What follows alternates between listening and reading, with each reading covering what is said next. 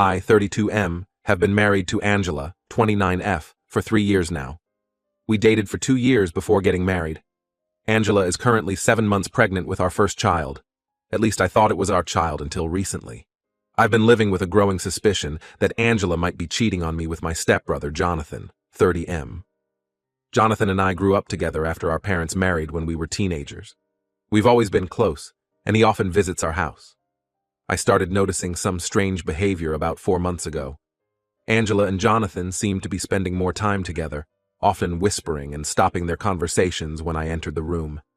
I caught them exchanging looks that seemed too intimate for a brother-in-law and sister-in-law relationship. One day, I came home early from work and heard laughter coming from our bedroom. When I walked in, I found Angela and Jonathan sitting on the bed, looking nervous. They claimed they were just talking about baby stuff, but something felt off. I also noticed that Angela's phone was always face down when she wasn't using it, and she started taking it with her even to the bathroom. When I asked her about it casually, she got defensive and accused me of not trusting her. As the pregnancy progressed, I couldn't shake off the feeling that something was wrong. The timing of the pregnancy coincided with a period when Jonathan was staying with us for a few weeks, due to some renovations at his place. I started wondering if the baby could be his. Yesterday, we had a baby shower at our house. It was a joyful event with friends and family celebrating the upcoming arrival of our baby. Jonathan was there too, of course. I couldn't help but notice how attentive he was to Angela, always making sure she was comfortable and had everything she needed. After all the guests left, including Jonathan, who said he had some errands to run, I decided it was time to confront Angela. I didn't want to accuse her outright of cheating, so I thought asking for a paternity test would be a good way to measure her reaction. I approached Angela as she was cleaning up in the kitchen. "Hey, Angela, can we talk for a minute?" I asked. She turned to me with a smile, still glowing from the excitement of the baby shower. "Sure, what's up?" I took a deep breath and said, "I've been thinking about this for a while now. I want us to get a paternity test done for the baby." The smile vanished from Angela's face, replaced by a look of shock and anger. "What? Why would you want that?" I tried to keep my voice calm. "I just think it's a good idea, for medical reasons and stuff." Angela's face turned red. "Medical reasons? Are you serious? You think I cheated on you, don't you?" I didn't want to reveal my suspicions about her and Jonathan, so I stuck to my story. "No, it's not that. I just want to be sure. It's a simple test, Angela. If I'm the father, as you say I am, then what's the problem?" "The problem is that you don't trust me," Angela shouted. "I can't believe you're asking me this. After everything we've been through, after all the love and support I've given you, you have the audacity to question if this is your child?" I tried to reason with her. "Angela, please calm down. It's not healthy for the baby for you to get so upset. I'm not accusing you of anything. I just want to do the test." "No," Angela said firmly.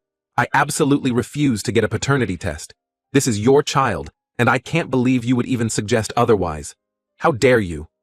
She stormed out of the kitchen, leaving me standing there, feeling more suspicious than ever. Her reaction only confirmed my fears that something was indeed wrong. I spent a sleepless night thinking about what to do next. The next morning, I decided to reach out to Angela's parents. They had always been kind to me, and I hoped they might be able to talk some sense into Angela. I called Angela's mom, Linda, and asked if I could meet with her and Angela's dad, Robert. They agreed, and I went over to their house while Angela was at her prenatal yoga class. When I arrived, Linda and Robert welcomed me warmly, but I could see concern in their eyes. We sat down in their living room, and I started to explain the situation. "I don't know how to say this," I began, "but I have reason to believe that Angela might be cheating on me with Jonathan." Linda and Robert exchanged a look that made me think they weren't entirely surprised by this information. I continued. "I asked Angela for a paternity test yesterday, and she completely lost it. She refused to do it and accused me of not trusting her. I didn't tell her about my suspicions regarding Jonathan, but her reaction makes me think I might be right." Robert sighed heavily. "Son, we were afraid something like this might happen." I looked at them, confused. "What do you mean?" Linda reached out and patted my hand. "We love Angela. She's our daughter. But we know she has a history of being unfaithful in her relationships." This information hit me like a ton of bricks. "You mean she's cheated before? Why didn't anyone tell me this before we got married?" Robert shook his head. "We hoped she had changed. When she met you, she seemed different, more mature. We thought maybe she had finally grown out of her old habits. But you suspected she might be cheating on me? I asked, feeling a mix of anger and betrayal. Linda nodded sadly. We've noticed some signs lately. The way she talks about Jonathan, the secretive phone calls. We were hoping we were wrong. I sat there, trying to process this new information. So what should I do? She refuses to take the paternity test. Robert leaned forward. We're with you on this, son. You have the right to know if that child is yours. We'll talk to Angela, try to make her see reason. Linda added, and if she still refuses, well, there are other ways to get a paternity test done after the baby is born. We'll support you through this, whatever happens. I felt a wave of relief, knowing I had their support. Thank you. I really appreciate your honesty and your help. As I left their house, I felt a mix of emotions. On one hand, I was grateful for the support of Angela's parents. On the other hand, I was devastated to learn about Angela's history of infidelity. It made me question everything about our relationship. When I got home, Angela was already there. She was sitting on the couch, her eyes red from crying. As soon as I walked in, she started talking. I can't believe you went to my parents behind my back, she said, her voice trembling with anger and hurt. I sat down across from her. Angela, we need to talk about this. Your parents told me about your past, your history with infidelity. Angela's face crumpled. That was in the past. I've changed. I love you. If you love me, I said, trying to keep my voice steady, then why won't you agree to the paternity test? If I'm the father, as you claim, then the test will prove it. Because it's insulting, Angela cried. It shows you don't trust me. And involving my parents, how could you? I'm not accusing you of anything, I said. And now, with you refusing the paternity test, what am I supposed to think? Angela burst into tears. I can't believe this is happening. I thought we were happy. I thought you loved me. I do love you, Angela. That's why this is so hard, but I need to know the truth. Angela just shook her head, continuing to cry. She didn't give me a straight answer, which only fueled my suspicions. I'm going to stay at a hotel for a few days, I said, standing up. I need some time to think. Please, Angela, for the sake of our marriage and this child, agree to the paternity test. As I packed a bag, Angela watched me from the doorway, tears streaming down her face. Please don't go, she begged. But I knew I needed space to clear my head and figure out what to do next. I left the house, feeling like my whole world was crumbling around me. Over the next few days, I stayed at a nearby hotel, trying to make sense of everything. I received several calls and messages from Angela, alternating between apologies and angry accusations. I also got a call from Jonathan, asking what was going on. I didn't tell him about my suspicions, just said that Angela and I were going through some issues. Update. The week following my departure from our shared home was one of the most challenging periods of my life. Each day felt like an eternity as I grappled with the possibility that the life I had built with Angela might have been built on lies. The quiet of my hotel room offered little comfort, serving instead as an echo chamber for my doubts and fears. On the 7th day of my self-imposed exile, my phone rang. Angela's name flashed on the screen, and I felt a familiar mix of hope and dread as I answered. Hello? I said, trying to keep my voice neutral. I can't do this anymore. Angela's voice came through, shaky and filled with emotion. There was a rawness to it that I hadn't heard before, and it immediately put me on edge. What do you mean, Angela? I asked, sitting up straighter in my chair. There was a pause, punctuated by what sounded like a stifled sob. Then, if you don't believe me, if you don't trust me, then I don't want to keep this baby. Her words hit me like a physical blow, knocking the wind out of me. For a moment, I couldn't speak, couldn't even breathe.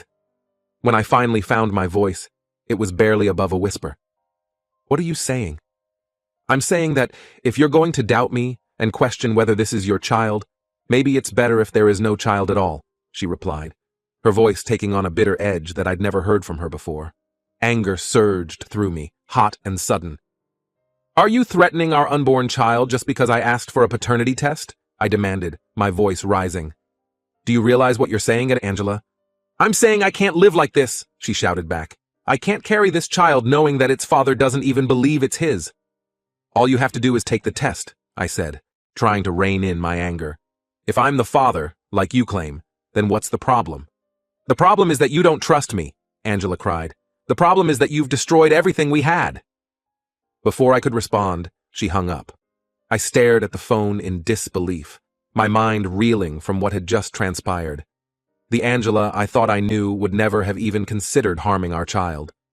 This threat, this manipulation, only served to deepen my suspicions and my resolve.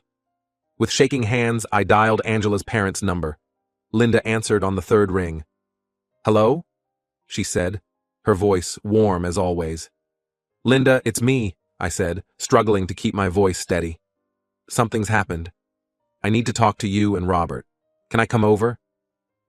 There must have been something in my voice, because Linda's tone immediately changed. "Of course, dear. Come right over." 30 minutes later, I was sitting in Robert and Linda's living room, recounting my conversation with Angela. As I spoke, I watched their faces shift from concern to shock to outright dismay. When I finished, Robert leaned forward, his face grim. "We can't let her go through with this," he said firmly.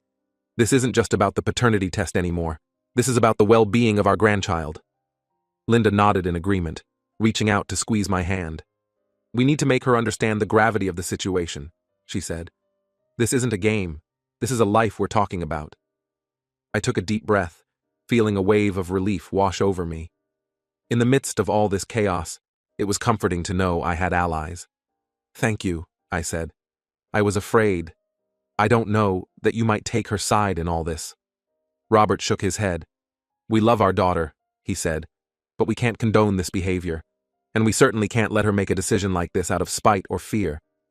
Linda and Robert exchanged a look, seeming to have a silent conversation. After a moment, Robert cleared his throat. "There's something else you should know," he said, his voice heavy. "We were planning to give Angela a significant portion of our property and wealth as a gift for the child. It's a tradition in our family to provide for the next generation." I nodded, not quite sure where this was going. "But given the circumstances," Robert continued, "we won't be doing that unless she agrees to the paternity test and comes clean about everything. We can't in good conscience provide for a child whose parentage is in question, especially if Angela is considering alternatives." The implication of his words hung heavy in the air. It was a drastic move, but I understood their reasoning. This wasn't just about money or property. It was about forcing Angela to face the consequences of her actions and make the right choice. "What do we do now?" I asked, looking between Robert and Linda.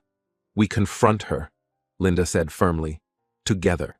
She needs to understand that her actions don't just affect her, or even just you and her. They affect all of us, and most importantly, they affect an innocent child." We decided to call Angela and ask her to come over. She arrived about an hour later, her eyes red and puffy, her hand protectively cradling her swollen belly. When she saw me sitting with her parents, she froze in the doorway. "What's going on?" she asked, her voice small and uncertain. "Sit down, Angela," Robert said, his voice gentle but firm. "We need to talk." Angela moved to the couch, perching on the edge as if ready to flee at any moment. Linda took a deep breath and began to speak. "Angela, honey, we know about the call you made to your husband," she said. "We know what you said about the baby." Angela's face crumpled, fresh tears spilling down her cheeks. "You don't understand," she sobbed. "None of you understand what this is like." "Then help us understand," I said, trying to keep my voice calm despite the turmoil inside me. "Help us understand why you'd threaten our child rather than take a simple test." "It's not simple," Angela cried. "It's not just a test. It's you not trusting me, not believing in me. It's you thinking I could betray you like that." Robert leaned forward, his face serious. "Angela, we've always taught you that actions have consequences," he said. "Your refusal to take this test, your threats against the child, these actions have consequences too." Angela looked at her father, confusion mixing with the pain on her face. "What do you mean?" Linda took over, her voice gentle but firm. "We were planning to give you a significant gift when the baby was born," she explained. "A portion of our property and wealth to help you start your new family on the right foot. But given what's happened, we can't do that unless you agree to the paternity test and tell the whole truth about what's been going on." The color drained from Angela's face. She looked from her mother to her father, then to me, her eyes wide with disbelief. You're blackmailing me?" she whispered. "We're trying to protect our grandchild," Robert corrected. And we're trying to get you to do the right thing, Angela. Because right now, your behavior is not just hurting your husband. It's hurting your child. And it's hurting this family. Angela's breathing quickened, her chest rising and falling rapidly as she looked around the room like a cornered animal. I could almost see the thoughts racing behind her eyes, the calculations and considerations.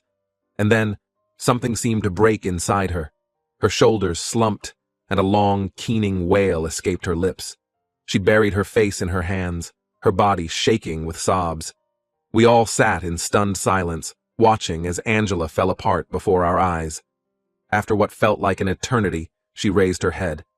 Her face was a mess of tears and smeared makeup, but her eyes held a resignation that sent a chill down my spine. "The baby," she said, her voice barely above a whisper. "It's not yours." Despite my suspicions, despite all the signs and clues, hearing the truth from Angela's lips felt like a physical blow. I couldn't speak, couldn't move. I just stared at her, feeling as if the ground had disappeared from beneath my feet. "I'm so sorry," Angela continued, her words coming out in a rush now. "I've been having an affair with Jonathan. It started before I even knew I was pregnant. I hoped the baby was yours, but deep down, I knew it probably wasn't." The room fell into a heavy silence. I looked at Robert and Linda, seeing my own shock and pain mirrored on their faces. Angela sat there, small and broken, tears streaming down her face. "How could you do this?" I finally managed to ask, my voice sounding strange and distant to my own ears. "How could you lie to me for so long? How could you let me believe this child was mine?" Angela shook her head, seemingly at a loss for words. "I was scared," she whispered. "I was ashamed. I thought if I just pretended everything was normal, maybe it would be. Maybe it would all work out somehow." "And Jonathan?" I asked, the name tasting bitter on my tongue. "Does he know?" Angela nodded miserably. "He knows. He wanted me to leave you, to be with him. But I couldn't. I loved you too much. Or I thought I did. I don't know anymore." I stood up abruptly, needing to move, to do something to dispel the nervous energy coursing through my body. "I need some air," I muttered, heading for the door. As I stepped outside, the cool evening air hit my face, providing a brief moment of clarity amidst the chaos of my thoughts. Everything I had feared, everything I had suspected, had turned out to be true. The life I thought I had, the future I had planned, it had all been built on a lie. I don't know how long I stood out there, staring at nothing, before I felt a hand on my shoulder. It was Robert. "I'm so sorry, son," he said, his voice heavy with emotion. "We never wanted this for you. We never thought Angela would—" He trailed off, seemingly at a loss for words. I turned to face him, seeing the pain and disappointment etched into the lines of his face. "What happens now?" I asked, feeling lost and adrift. Robert squeezed my shoulder. "That's up to you," he said. "But know this, whatever you decide, Linda and I are here for you, your family, regardless of what's happened." His words provided a small comfort, a tiny island of stability in the sea of uncertainty I now found myself in. I nodded, unable to speak around the lump in my throat. Over the next few days, I moved through life in a daze. I filed for divorce, the paperwork feeling surreal in my hands. Angela made no attempt to fight it, seeming to have retreated into herself entirely. Jonathan disappeared from our lives, unable or unwilling to face the consequences of his actions. I heard through mutual friends that he had moved out of state, leaving Angela to deal with the fallout alone. As I signed the final divorce papers, I felt a strange mix of emotions. There was sadness, of course, for the life and love I had lost. But there was also a sense of relief, of a weight being lifted. The truth, as painful as it was, had finally come to light. I knew the road ahead would be difficult. The wounds inflicted by Angela's betrayal would take time to heal. But as I walked out of the lawyer's office, I felt a glimmer of hope. This was an ending, yes, but it was also a beginning. A chance to start over, to build a new life based on honesty and trust. As I stepped out into the sunlight, I took a deep breath, feeling as if I could truly breathe for the first time in months. The future was uncertain, but it was mine to shape. And for now, that was enough.